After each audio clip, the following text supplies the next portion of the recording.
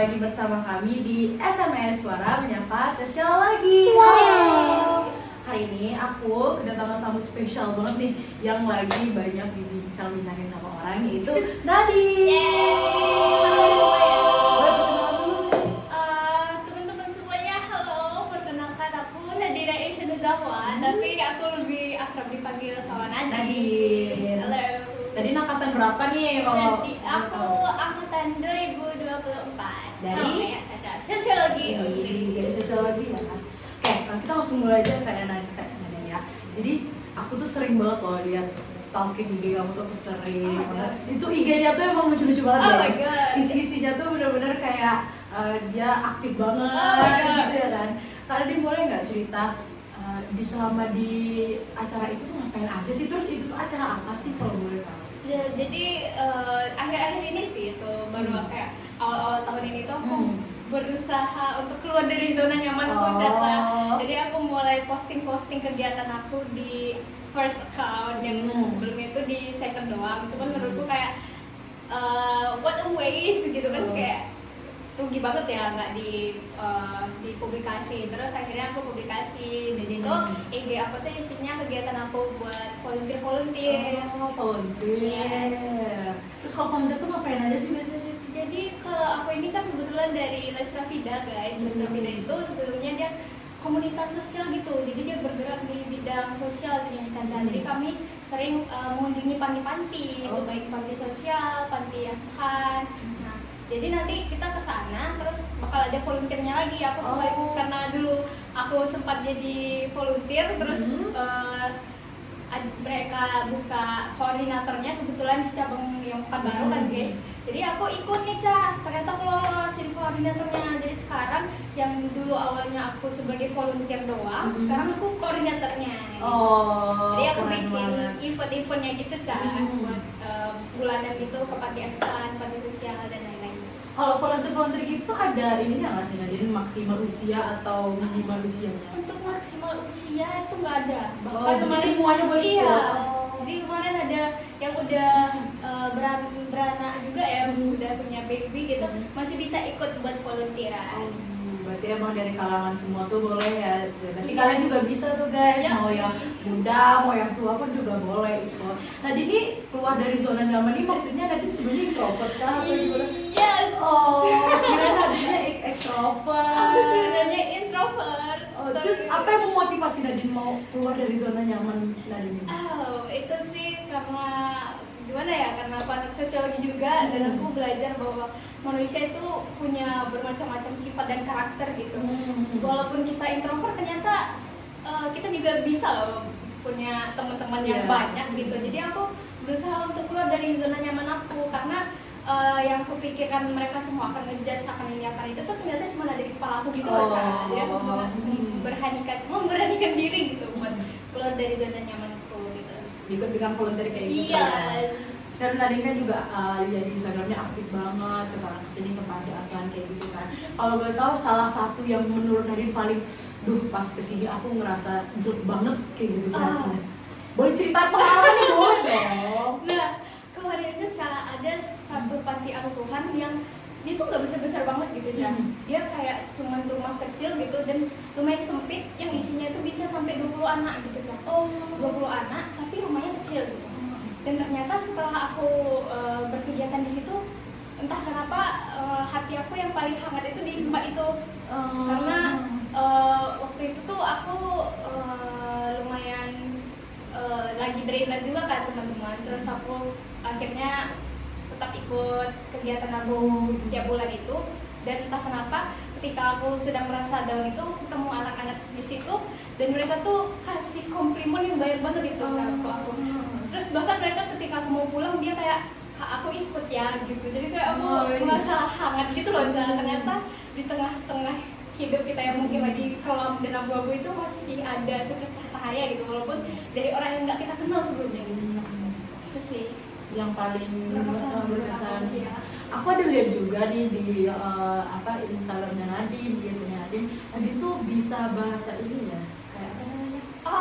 Isyarat bisa. Isyarat tuh coba aku belajar tuh kemarin pas di kegiatan SLB. Dan aku tuh baru diajarin alfabetnya doang sih Cak. Cuman kalau kayak basic kayak terima kasih gitu bisa, terus kayak sama-sama gitu. Tapi aku di situ kayak suka banget gitu kalau interaksi sama orang kayak gitu, karena kan kita jadi tahu kalau misalnya banyak orang di sana yang kayak nggak selebih kita, ada yang kekurangan juga. Jadi kita nggak boleh tuh ngejudge orang tuh dari fisiknya, dari apa yang kita nggak boleh ya teman-teman. Nah kalau Nadine sendiri nih di volunteer ini sendiri kah atau dari sos mungkin ada teman-teman yang lain? Aku kebetulan udah ikut volunteer cukup agak banyak ya, dan itu teman-teman aku beragam, ada yang dari sos juga, itu ada teman aku, boleh aku sebutin ya? Boleh sebutin aja, nggak apa-apa. Nah, teman-teman aku tuh ada Salsa atau Alsa, itu di Les Rafida. Kemarin kita berdua itu jadi duo sih di Les Rafida, itu duo dari sosiologi. Nah kalau di Karsa Cita aku juga ada ikut Karsa Cita namanya. Nah itu teman aku dari sosiologi juga, ada namanya Aulia Yohana atau Yoyo. Kita beda divisi cuman kayak masih ada hubungannya gitu lah divisi. Kalau dari divisi apa kalau di sana? Aku di situ event spesialis. Itu ngapain sih? Spesialis itu terangin dong kita. Nah kalau di event spesialis itu kita lebih ke, kalau yang Karsa Cita ini kan komunitasnya lebih ke psikologi dan self improvement ya. Iya. Nah di situ tuh kami tuh kalau di event spesialis kayak ngerancang-rancang acara lah gitu. Jadi kami bikin webinar, bikin campaign. Nah itu kerjaan kami. Nah kalau Yoyo itu dia podcast. Oh berarti kayak podcast ini. Iya, podcast sosiologi. Bisa tuh, cocok tuh. Berarti Nadine ikut volunteer tuh banyak berarti? Cukup banyak. Gak satu aja berarti? Cukup banyak sih. Oh, kalau dihitung-hitung ada 10 atau? Oh, nggak nyampe. Oh, nggak nyampe 10. Belum nyampe. Jadi berapa? Belum nyampe. Sekitar 5 gitu. Sebutin dong apa aja tuh? Aku dulu pernah ikut volunteer yang dari Les Rafida itu sebagai volunteer emang. Terus yang dari ini itu Les Rafida sebagai koordinator.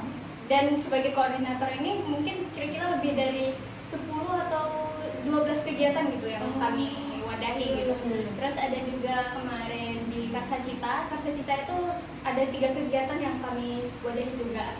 Terus yang 2 lagi ini lebih ke kayak volunteer online gitu sih Caca. Oh, online. Iya. Oh, ada ya, Bu? Ada. Dan buat teman-teman itu nggak harus kayak gimana, kayak kita tuh kalau volunteer online tuh kadang ada webinarnya guys, ada disuruh kasih tugas ngepost Instagram kayak gimana ya, nyebarin insight gitu. Jadi mereka ngasih bahan, terus mereka nyuruh kita posting gitu.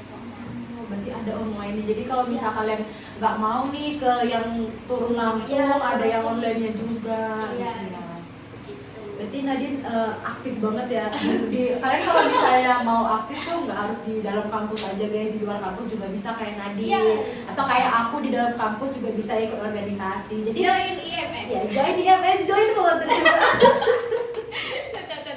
Jadi kalau misalnya Nadine waktu pas volunteer itu selain ke panti asuhan ada ke panti jompo nggak sih? Ada. Salah satu panti jompo di sini di mana? Kalau aku lupa namanya, cuman dia itu lokasinya di sekitaran Simpang 3 guys. Panti Sosial Husnul Khotimah kalau nggak salah namanya.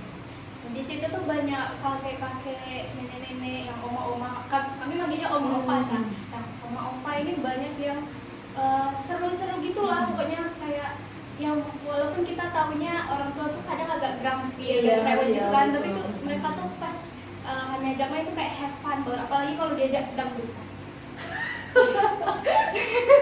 Kalau diajak dangdutan mereka paling semangat. Di jiwanya itu masih ada. Masih ada jiwanya. Tapi kalau di panti asuhan Panti Jompo tuh kebanyakan dari Nadine ke sana mereka ada cerita nggak kalau misalnya emang anaknya nggak ada jodohin lagi? Itu ada sih.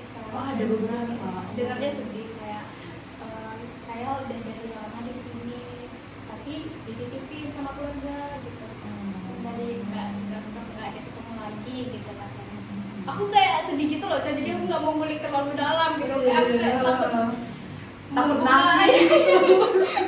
Takut nangis gitu. Kalau volunteer tuh selain itu kan sekarang kita lagi ada bencana ya guys di Sumatera, itu volunteernya bisa ikut nggak nanti lo kayak membantu ke sana atau gimana? Nah kemarin kalau nggak salah itu Les Rafida juga barusan buka donasi jadi teman-teman kita kan kalau Les Rafida ini dia dari berbagai macam penjuru ya, karena cabang kita lumayan banyak. Dan teman-teman itu ada juga yang dari Aceh, ada yang dari Sumber, ada yang dari Jadi volunteernya tuh emang dari semua itu dari ya? semua itu Caca. Jadi kadang emang ada teman-teman kami volunteer itu yang memang terdampak gitu. Aku kira volunteer Nadine tuh ya sekitar Enggak. aja. Oh, luas berarti ya. Ya. Oh iya, terus.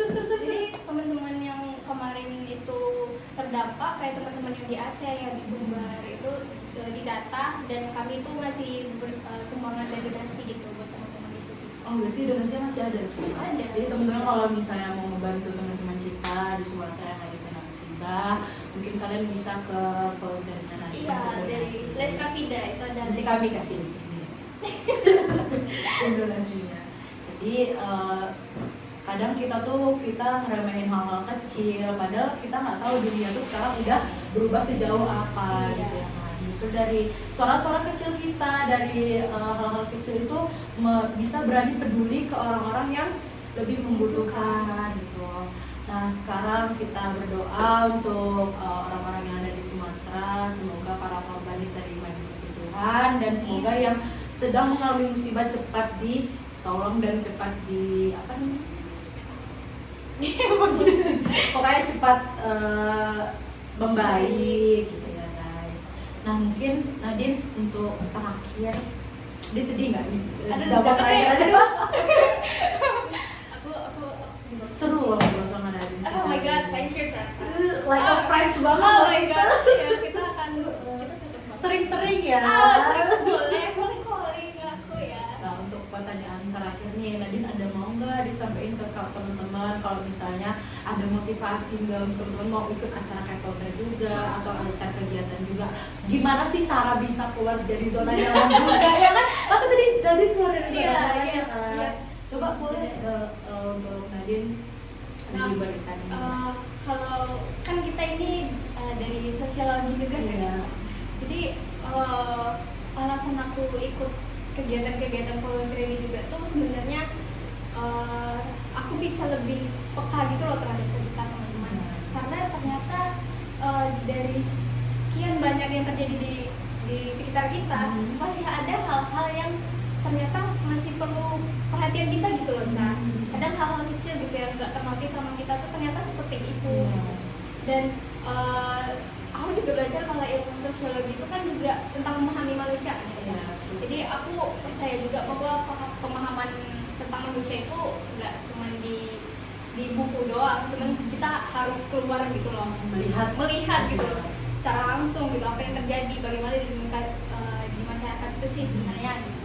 Dan kalau untuk keluar dari zona nyaman, mungkin seperti yang aku bilang tadi, kalau hal-hal jelek itu mungkin cuma ada di kepala kita gitu loh, Ca.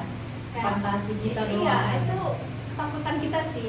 Kita tuh sebenarnya bukan gimana. Kayak kadang tuh aku sering dengar loh, Ca, kayak aku introvert makanya aku susah berteman. Iya. Padahal kayak introvert juga bisa loh guys berteman dengan yang lain atau bersosialisasi. Sebenarnya tuh yang bikin kita susah tuh ketakutan kita terhadap gimana sih orang takut dijudge gitu. Kalau aku kayak gini orang-orang bakal bilang gimana ya. Nah, itu yang sebenarnya bikin kita kayak susah untuk melangkah ke depan gitu. Dan menurut aku it's okay untuk membuat gimana ya. Menurut aku tuh nggak apa-apa loh kita membuat kesalahan karena dari situ kita belajar gitu. Apa guys, karena belajar paling mantap adalah belajar dari pengalaman gitu. Jadi jangan takut untuk gagal guys, karena kadang gagal tuh salah satu hal yang nanti kalau misalnya kita gagal lagi kita tahu nih ngadepinnya gimana gitu kan. Jadi kalau mau nyari keluar dari zona nyaman tuh sebenarnya nggak apa-apa, tergantung kaliannya lagi gitu kan. Mau bener-bener mau menghadapinya atau enggak, mau ngambil resiko apa. Karena setiap kita itu pasti ada resiko. Tadi pun keluar dari zona nyaman juga ada resikonya guys. Kan kadang orang introvert ke extrovert tiba-tiba energinya cepat habis. Energinya cepat habis. Apalagi kayak ketemu banyak orang tuh pasti kayak capek banget. Cuman kan kalau dilatih terus tadi kayak sekarang gitu kan. Jadi sebenarnya tuh kita tuh bisa diubah teman-teman. Asal kalian aja yang mau memperbaiki diri sendiri. Mungkin sekian aja Kak Nadine podcast kita. Terima kasih banyak sudah mengundang aku, Caca dan IMS. Ya kami juga terima kasih sama Nadine karena kita punya narasumber dari kegiatan-kegiatan kampus di luar. Jadi mungkin teman-teman ada yang mau ikutan gitu kan. Oke, mungkin sekian dari Suara Menyapa Sosiologi. Kita ketemu di next video. Dadah.